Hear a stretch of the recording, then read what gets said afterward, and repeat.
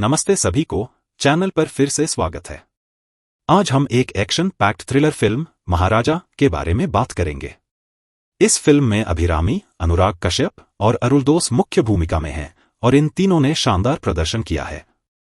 कहानी एक मध्य आयु वर्ग के नाई की है जो अपनी बेटी के साथ एक शांतिपूर्ण जीवन जीता है, लेकिन उसकी जिंदगी अचानक पलट जाती है और इसके बाद शुरू होती है सस्पेंस, रहस्य और चौंकाने वाले ट्विस्ट से भरपूर एक अकल्पनीय यात्रा। और क्लाइमेक्स बिल्कुल शानदार। आप इस फिल्म के अंत से इतने हैरान हो जाएंगे कि आप सोचेंगे, फिल्मकार इतने अद्भुत और दिमाग घुमा देने वाली कहानियां कैसे सोचते हैं। तो बिना समय गवाए चलिए शुरुआत करते हैं।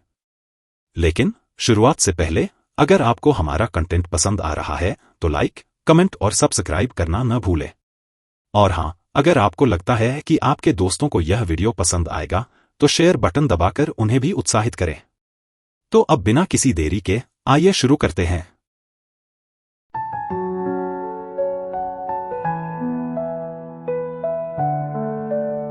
महाराजा एक शांत और सौम्य व्यक्ति हैं जो चेन्नई के रामकी सैलून में नाई का काम करते हैं।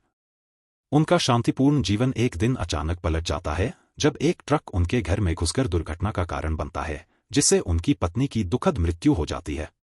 चमत्कारी रूप से उनकी बेटी ज्योति बच जाती है जब एक डस्टबिन गिरकर उसके ऊपर गिर जाता है, जिससे वह सुरक्षित रहती है। प्यार और आभार से प्रेरित होकर महाराजा और ज्योति उस डस्टबिन का नाम लक्ष्मी रखते हैं, जो उम्मीद और सुरक्षा का प्रतीक बन जाता है।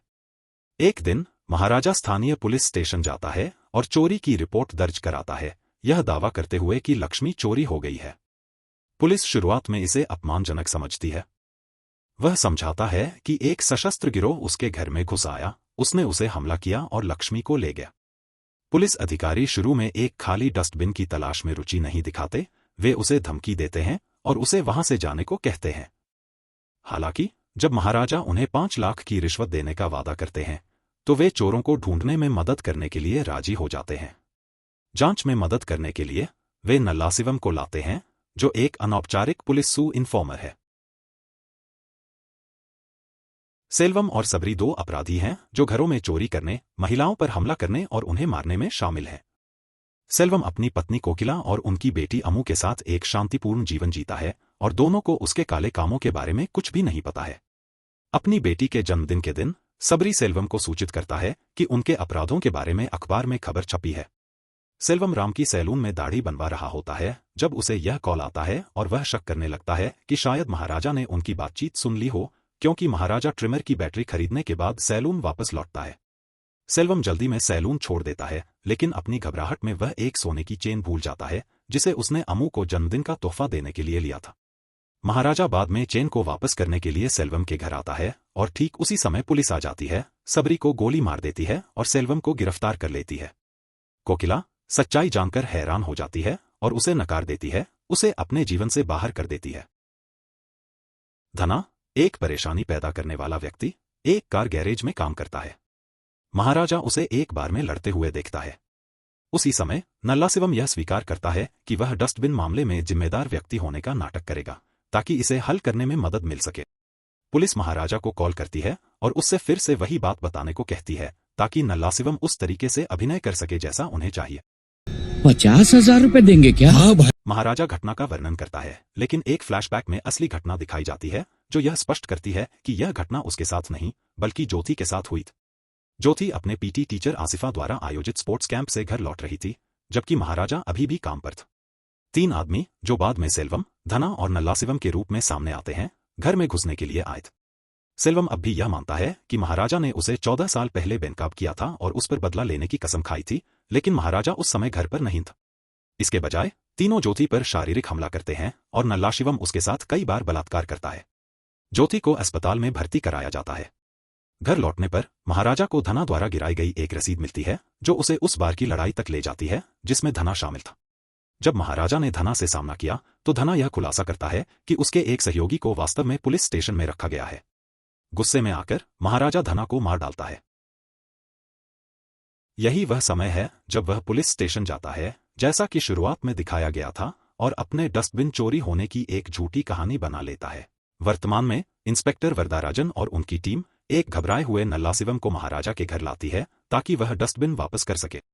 इसके बाद वरदाराजन यह खुलासा करते हैं कि धना की हत्या की जांच करते हुए उनकी टीम ने नल्लाशिवम की ज्योति के साथ बलात्कार में भूमिका का खुलासा किया है। इस प्रकार उन्होंने उसे महाराजा के पास लाने का बहाना बनाया ताकि वह अपनी न्यायिक कार्रवाई कर सके और महाराजा को उसे सजा देने की स्वतंत्रता मिल सके। महाराजा नल्लाशिवम को मार डालता है, लेकिन उससे पहले वह तीसरे सहयोगी की पहचान पता कर लेता है। इसके बाद वह उस निर्माण स्थल पर जाता है जहां सेल्वम काम करता है, उसे अक्षम कर देता है और ज्योति को वहां लाता है जैसा कि उसने अनुरोध किया था। ज्योति यह समझते हुए कि सेल्वम चुराए गए गहनों के लिए आया है, उसे एक बैग फेंक कर देती है। अंदर सेल्वम को वह सोने की चेन मिलती है जिसे उसने अम्मू के जन्मदिन के लिए खरीदी थी, वही चेन जिसे महाराजा ने सालों पहले लौटाने की कोशिश की थी। अब शुरुआत का पूरा दृश्य और अधिक संदर्भ के साथ खुलासा होता है जब महाराजा की पत्नी की मौत हुई थी। सेल्वम की गिरफ्तारी के बाद महाराजा, उसकी पत्नी और उनकी बच्ची ने कोकिला के नए घर में सोने की चेन लौटाने के लिए जाना था। जबकि महाराजा सड़कों के पार अम्मू के लिए एक तोहफा खरीदने गया था, एक ट्रक कोकिला के घर में घुसकर दुर्घटना का कारण बनता है जिससे कोकिला और बाकी सभी लोग मारे जाते हैं सिवाय अम्मू के। अम्मू को लक्ष्मी नाम के कूड़ेदान ने बचाया था।